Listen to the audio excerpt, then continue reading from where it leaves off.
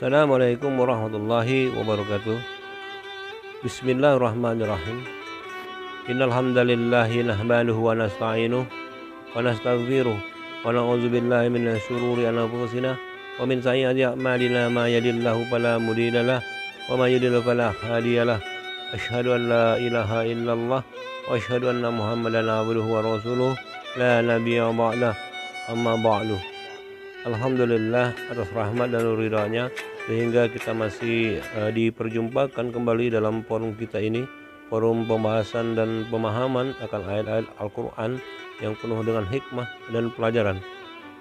Mari kita senantiasa membaca ayat-ayat kauliyahnya dengan lisan kita dan dilanjutkan dengan memahami proyeksinya di dalam realitas kehidupan ini dalam bentuk ayat-ayat kauliyahnya yang Allah hamparkan di jagat raya semesta, termasuklah juga di bumi tempat kita bernaung untuk sementara waktu yang fana ini.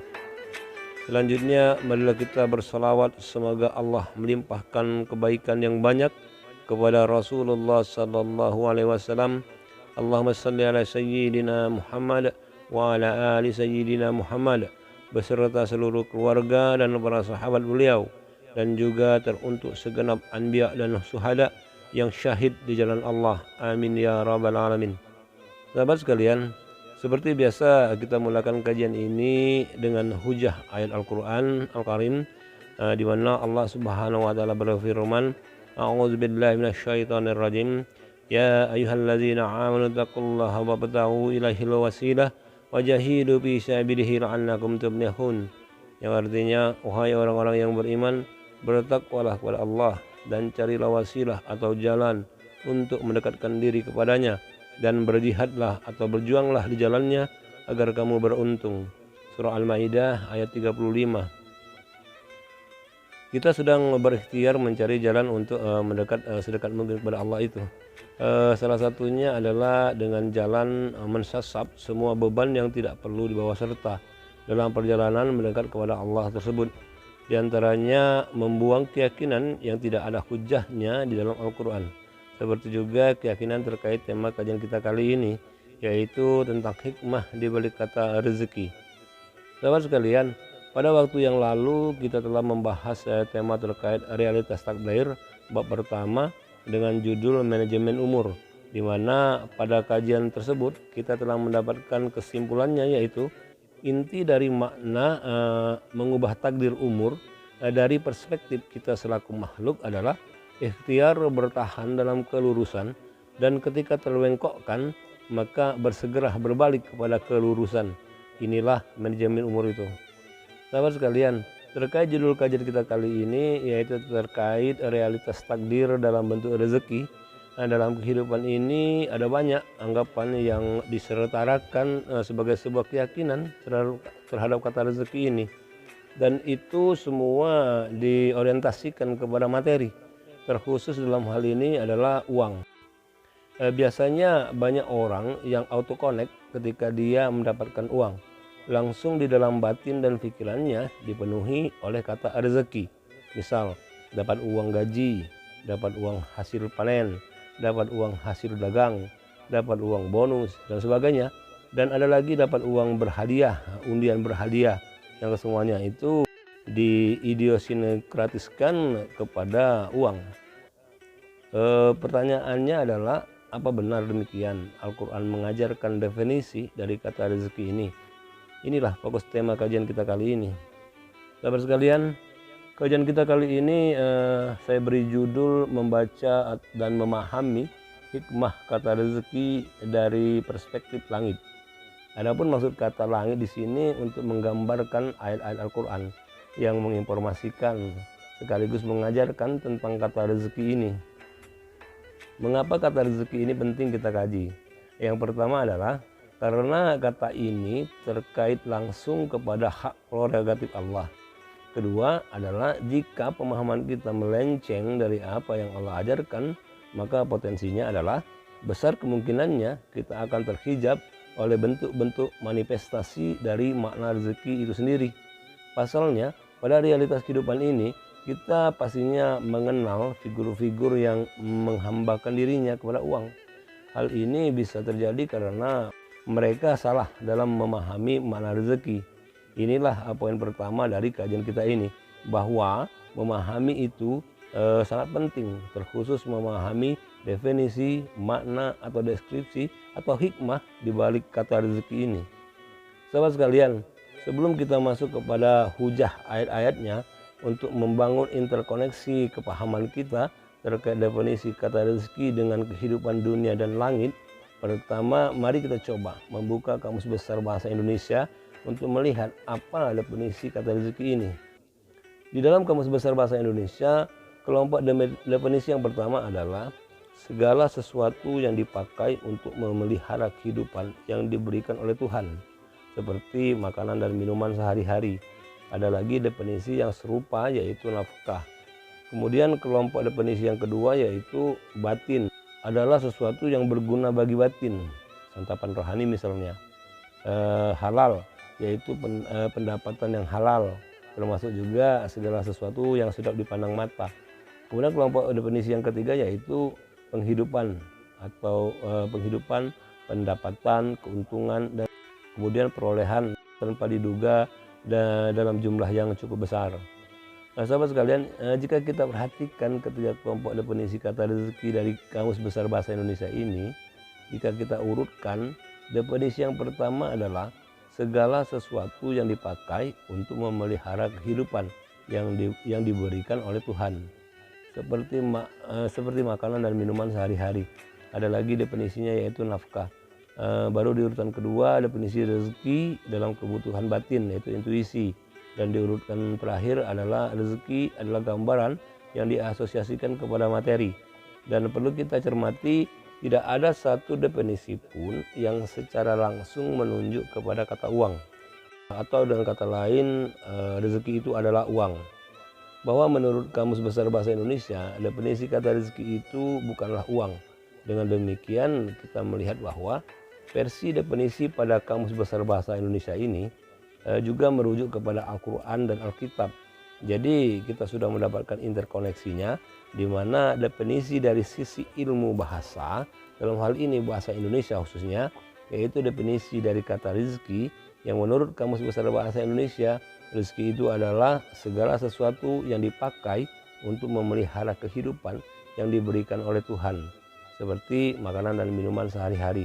Dan ini senada dengan ayat-ayat Al-Quran. Itu artinya sebetulnya ada kesamaan definisi dari segala makhluk dengan yang Allah firmankan. Dan inilah poin kedua dari kajian kita ini. Sahabat sekalian, sekarang kita masuk kepada inti kajiannya, yaitu membaca dan memahami ayat bil ayat di dalam kitab suci Al-Quran Al-Karim, di mana ada banyak ayat yang menginformasikan tentang definisi, makna atau hikmah dari kata rezeki ini. Secara garis besarnya, dari kesemua ayat yang merupakan definisi atau deskripsi dari kata rezeki ini adalah berupa penegasan bahwa rezeki itu adalah semua nikmat yang Allah berikan kepada semua makhluknya. Namun dari sisi redaksinya dapat dibagi beberapa ruang lingkup penegasan dari Allah Subhanahu wa Ta'ala tersebut akan hikmah dari kata rezeki ini. Yang pertama adalah ruang lingkup keberadaannya, sebagaimana yang Allah firmankan di dalam surat Al-Baqarah ayat 22 dan 25. Allah Subhanahu wa Ta'ala berfirman, A'udzu billahi minasyaitonir rajim. Allazi ja'ala lakumul arda firasan was samaa'a binaa'a wa anzala minas samaa'i ma'an wa akhraja bihi minas samarati rizqan lakum fala taj'alullahu andadan wa antum ta'lamun. Yang artinya, dialah yang menjadikan bumi sebagai hamparan bagimu dan langit sebagai atap, dan dialah yang menurunkan air hujan dari langit, lalu dia hasilkan dengan hujan itu buah-buahan sebagai rezeki untukmu. Karena itu janganlah kamu mengadakan tandingan-tandingan bagi Allah, padahal kamu mengetahui. Surat Al-Baqarah ayat 22. Di ayat ini Allah menegaskan bahwa asal muasal keberadaan rezeki di jagat raya semesta dan di muka bumi ini semuanya dari Allah Subhanahu wa Ta'ala. Dari sisi Allah, rezeki itu adalah segala nikmat yang Dia anugerahkan, tidak ada spesifikasi apapun. Dalam artian dari sisinya rezeki itu ya rezeki, titik. Dan perlu dipahami pula bahwa pada ayat ini Allah juga menginformasikan manifestasi universalnya, yaitu dalam wujud langit, bumi, dan air hujan yang diturunkan dari langit, dan air itu menetap di bumi yang selain dalam bentuk air dan juga dalam bentuk buah-buahan. Kita sering mendengar ungkapan seperti ini, mendung nih berarti akan hujan, dan ungkapan seperti ini juga, buah-buahan hasil usaha perkebunan. Sekilas ungkapan-ungkapan seperti ini hanya dikunci kepada ilmu alam saja, hujan dari awan dengan indikasi mendung, yang dalam hal ini hanya dipahami sebatas proses terjadinya hujan secara alamiah, dan kemudian usaha manusia menanam tumbuhan yang berbuah. Sudah sebatas itu saja. Dari perspektif manusia, anggapan seperti ini tidak salah, tapi perlu diingat bahwa kita adalah juga makhluk yang bertuhan. Kalau kepahamannya hanya dikunci sebatas ilmu yang diestafetkan sebagai hasil usaha antar manusia saja, dalam artian seolah-olah tidak ada Tuhan di balik semua itu, inilah yang dikatakan pahaman yang buta itu, dan bisa dikategorikan sebagai syirik kecil, yaitu menuhankan ilmu dan manusia. Inilah yang harus kita luruskan. Inilah keyakinan yang memberatkan perjalanan mendekat kepada Allah itu, yang harus kita tanggalkan, karena hanya akan menjadi deadlock atau beban mati yang mengganggu kehusyukan kita dalam usaha berwasilah. Pahamilah bahwa ilmu alam dan usaha manusia dalam ruang lingkup hikmah rezeki, yang pertama dari kata rezeki tersebut yang dalam konkretnya dalam bentuk langit, bumi, air hujan, dan buah-buahan, itu semua adalah hanya manifestasinya, dan itu hanya bentuk jalan wasilahnya. Dan kita tidak boleh gagal fokus, karena yang ingin kita dekati itu zat yang menciptakan semua itu, bukan mendekat kepada bentuk-bentuk manifestasinya yang dalam ruang lingkup ini berupa langit, bumi, air, dan buah-buahan dan sebagainya, termasuklah uang tadi. Kita juga mungkin pernah mendengar anggapan bahwa Allah ada di langit, kemudian air adalah yang menghidupkan. Ini adalah anggapan-anggapan yang secara sadar atau tidak sadar akan disetarakan oleh para penganutnya sebagai satu keyakinan atau iman dan atau mengimani. Dan inilah pemahaman rezeki yang tidak sesuai dengan hikmahnya atau tidak sesuai dengan apa yang Allah ajarkan. Seperti satu analogi, analoginya seperti ini, insting dan fokus seorang pengemudi mobil. Bagi Anda yang sering mengemudi mobil tentunya sangat paham kemana fokus Anda saat mengemudi mobil. Fokus dalam mengemudi adalah sampai ke tujuan dengan selamat. Lantas terkait dengan pengoperasian porsneling, kopling, gas, rem, klakson, lampu, sen, dan sebagainya, kemudian kondisi jalannya, bagaimana? Pada realitasnya tidak ada sopir yang berfokus kepada semua itu saat jalan lurus atau menikung, ngebut atau santai. Itu artinya terhadap semua itu si pengemudi hanya menggunakan insting saja, dan fokusnya total diarahkan kepada usahanya untuk sampai kepada tujuan dengan selamat. Begitulah perumpamaan terhadap usaha wasilah tersebut, di mana terhadap bentuk-bentuk manifestasi jalannya seperti materi, yaitu harta, uang, jabatan, dan kesempatan, dan sebagainya. Semua itu ditanggapi dengan insting saja atau kesadaran bahwa itu bukanlah fokus dari perjalanan atau wasilah, tetapi hanya sarana saja. Dalam hal mencari penghidupan yang selamat di skala binatang, insting adalah level kemampuan tertinggi, tapi pada skala manusia, insting adalah kemampuan di level paling rendah, karena di dalam insting andil akal sangat lemah.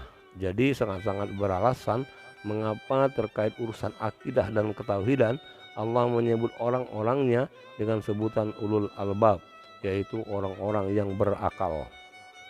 Kita juga mungkin pernah mendengar anggapan bahwa Allah ada di langit, kemudian air adalah yang menghidupkan.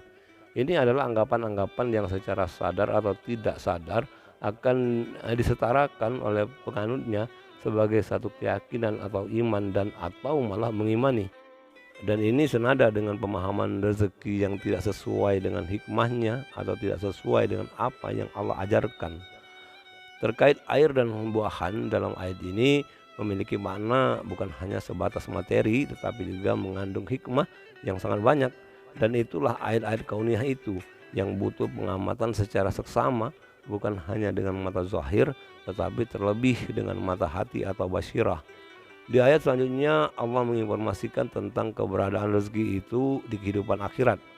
Allah Subhanahu wa taala berfirman, A'udzubillahi minasyaitonir rajim. Wa basiril ladzina amanu wa amilus solihati anna lahum jannatin tajri min tahtiha al-anhar. Kullama ruziqu minha min samarati rizqa. Qalu hadzal ladzi ruziquna min qabl wa utu bihi mutasyabiha. Wa lahum fiha azwajun mutahharah wa hum fiha khalidun.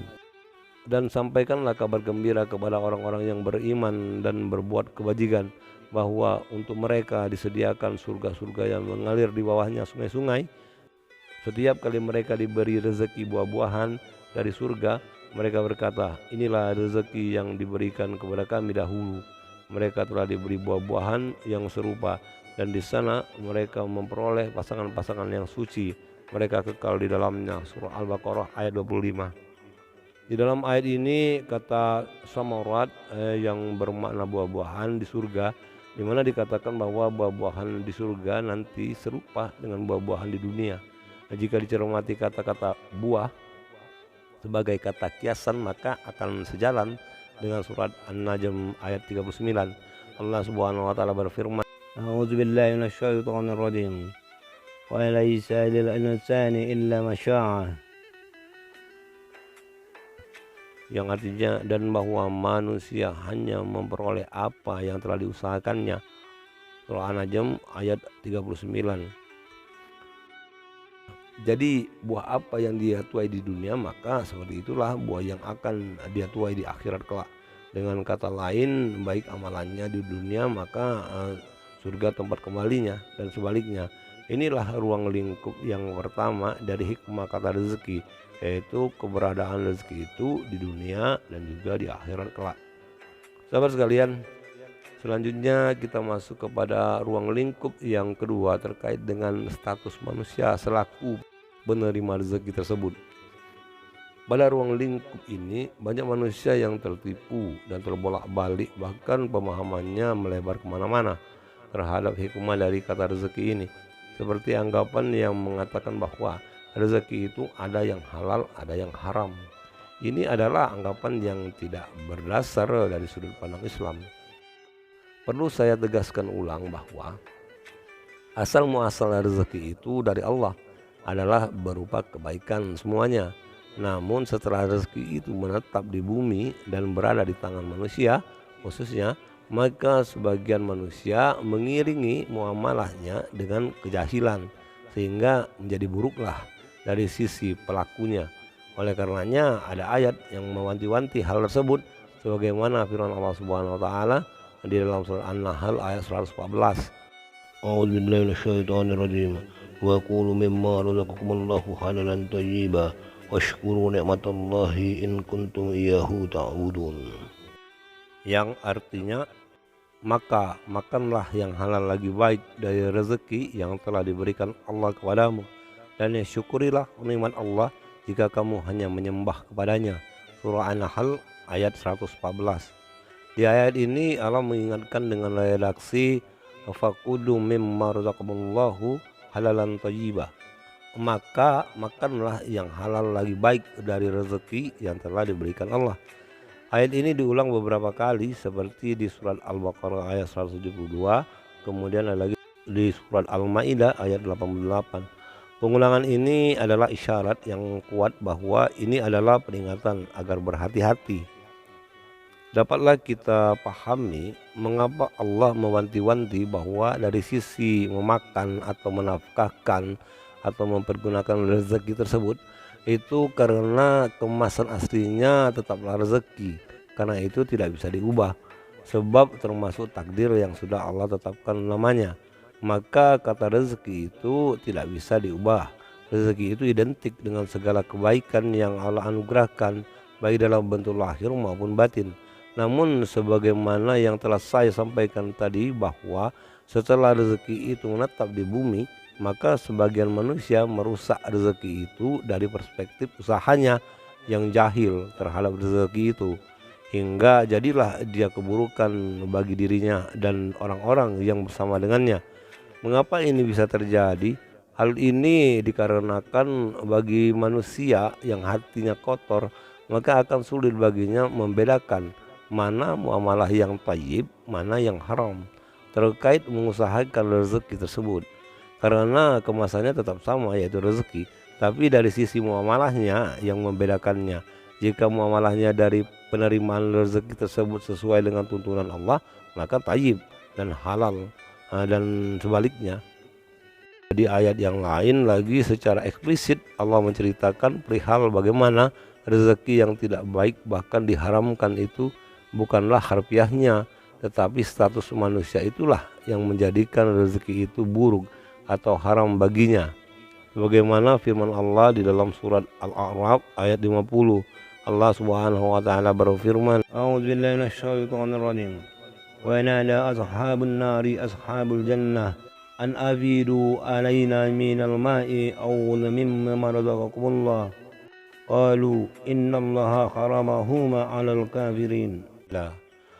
Yang artinya para penghuni neraka menyeru para penghuni surga, tuangkanlah sedikit air kepada kami atau rezeki apa saja yang telah dikaruniakan Allah kepadamu. Mereka menjawab, sungguh Allah telah mengharamkan keduanya bagi orang-orang kafir. Surah Al-A'raf ayat 50. Yang perlu diperhatikan di dalam membaca hikmah dari ayat ini adalah bukan bentuk rezekinya yang haram, tapi manusianya yang dihukumi haram jika memakan rezeki itu. Dan ini benar-benar kecelakaan yang besar. Satu analogi lagi seperti anggapan terhadap bayi dari hasil hubungan tidak sah. Sebagian orang beranggapan bayi seperti itu adalah bayi haram. Anggapan seperti ini juga tidak benar.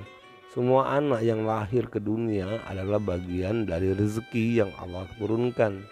Dan berdasarkan Al-Quran dan syariat Islam, setiap bayi yang lahir sampai dia akil baligh statusnya adalah muslim, kendati lahir dari wanita non muslim.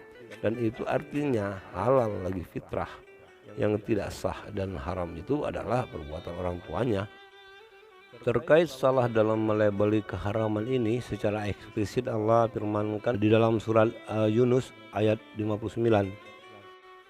A'udzubillahi minasyaitonirrajim. Qul ara'aytum ma anzalallahu lakum min rizqin faja'altum minhu haraman wa halala. Qul Allahu azina lakum am 'alallahi taftarun. Qul ara'aytum ma anzalallahu lakum min rizqin faja'altum minhu haraman wa halala. Qul Allahu azina lakum am 'alallahi taftarun. Yang artinya, katakanlah Muhammad, terangkanlah kepadaku tentang rezeki yang diturunkan Allah kepadamu, lalu kamu jadikan sebagiannya haram dan sebagiannya halal. Katakanlah, apakah Allah telah memberikan izin kepadamu, ataukah kamu mengada-ada atas nama Allah? Kemudian di ayat selanjutnya, yaitu ayat 93, Allah ceritakan tentang kisah Bani Israel yang membuat perselisihan terkait memahami rezeki ini. Allah Subhanahu wa taala berfirman, A'udzubillahi minasyaitonir rajim. Wa laqad bawa'na bani Israila mubawwas sidqi wa razaqnahum minat thayyibat wa ma khattanahu hatta taja'ahumul ilm. Inna rabbaka yaqdi bainahum yawmal qiyamati bima kanu bihi yakhtalifun. Yang artinya, dan sungguh kami telah menempatkan Bani Israel di tempat kediaman yang bagus dan kami beri mereka rezeki yang baik, maka mereka tidak berselisih kecuali setelah datang kepada mereka pengetahuan yang tersebut dalam Taurat. Sesungguhnya Tuhan kamu akan memberikan keputusan antara mereka pada hari kiamat tentang apa yang mereka perselisihkan. Jadi jelas bahwa dari perspektif langit dalam hal ini ketetapan Allah bahwa definisi akan kata rezeki itu adalah segala nikmat yang Allah karuniakan. Dengan demikian pada hakikatnya tidak ada istilah rezeki haram dan halal. Rezeki itu ya rezeki, yaitu segala nikmat yang Allah turunkan ke bumi, bahkan jagat raya semesta, termasuk semua lapis langit di alam nyata dan juga di alam yang gaib. Sahabat sekalian, Selanjutnya kita masuk kepada ruang lingkup yang ketiga terkait untuk apa rezeki itu diberikan kepada manusia. Dalam hal ini rezeki sebenar-benarnya rezeki, yaitu yang halal lagi baik, sebagaimana firman Allah Subhanahu wa taala, A'udzubillahi minasyaitonirrajim. Wa qulu mimma razaqakumullahu halalan thayyiban washkuru ni'matallahi in kuntum iyyahu ta'budun. yang artinya maka makanlah yang halal lagi baik dari rezeki yang telah diberikan Allah kepadamu, dan syukurilah nikmat Allah jika kamu hanya menyembah kepadanya. Atas semua rezeki yang Allah karuniakan kepada kita, atas itu untuk apa Allah karuniakan? Tak lain dan tak bukan hanya mensyukurinya. Hanya itu saja. Maka dari itu Allah sangat murka ketika mendapati hambanya berlaku kufur, sebagaimana firman-Nya pada surat Ibrahim ayat 7. A'udzubillahi minasyaitonirrajim. Wa iza ta'azzalna rabbukum la in syakartum la azidanakum wa la in kafartum inna azabi lasyadid. Dan ingatlah ketika Tuhanmu memaklumkan, sesungguhnya jika kamu bersyukur, niscaya aku akan menambah nikmat kepadamu, tetapi jika kamu mengingkari nikmatku, maka pasti azabku sangat pedih. Sahabat sekalian, selanjutnya kita masuk kepada ruang lingkup yang keempat, terkait akibat dari salah dalam memahami hikmah atau hakikat rezeki, sebagaimana firman Allah dalam surat An-Nahl ayat 112. Wa daraballahu masalan qaryatan kanat aminatan mutmainatan ya'tiha rizquha wa ghadan min kulli mashkanin wa kafarat bi an'amillah wa azaqaha Allahu libashal ju'i wal khufi bima kanu yasna'un. Sebuah negeri yang dahulunya aman lagi tentram, rezeki datang kepadanya melimpah ruah dari segenap tempat, tetapi penduduknya mengingkari nikmat-nikmat Allah. Karena itulah Allah menimpakan kepada mereka bencana kelaparan dan ketakutan disebabkan apa yang mereka perbuat. Surah An-Nahl ayat 112. Sahabat sekalian, dengan demikian dapat kita tarik kesimpulannya, yaitu pertama, pahamilah bahwa rezeki itu adalah segala nikmat yang Allah karuniakan kepada semua makhluknya. Kedua, bahwa rezeki itu bukan hanya di dunia ini, tetapi rezeki terbesar sungguhnya di akhirat kelak, yaitu surganya. Kemudian yang ketiga adalah tidak ada definisi lain yang dipersamakan dengan kata rezeki. Ada rezeki halal, ada rezeki haram. Rezeki itu ya rezeki, dan semua adalah kebaikan. Ketika ada keburukan yang menyerupai rezeki, maka itu bukanlah rezeki, tetapi kejahilan dan kebatilan manusianya. Dan yang terakhir, kesimpulan yang keempat adalah bahwa rezeki itu dianugerahkan untuk satu perkara saja, yaitu disyukuri, bukan mengkufurinya. Dan jika mengkufurinya, maka Allah akan timpakan bencana kelaparan dan ketakutan. Dalam hal ini, kelaparan dan ketakutan dalam skala artian yang luas. Demikianlah kajian singkat kita ini sebagai salah satu bentuk ikhtiar kita dalam memahami hikmah, terkhusus hikmah di balik kata rezeki. Kalau kita bicara bertahan hidup di padang pasir yang tandus, maka pastinya kita lebih butuh air ketimbang uang dan yang lainnya. Inilah salah satu ayat kauniyah dari firman Allah, dan dialah yang menurunkan air dari langit.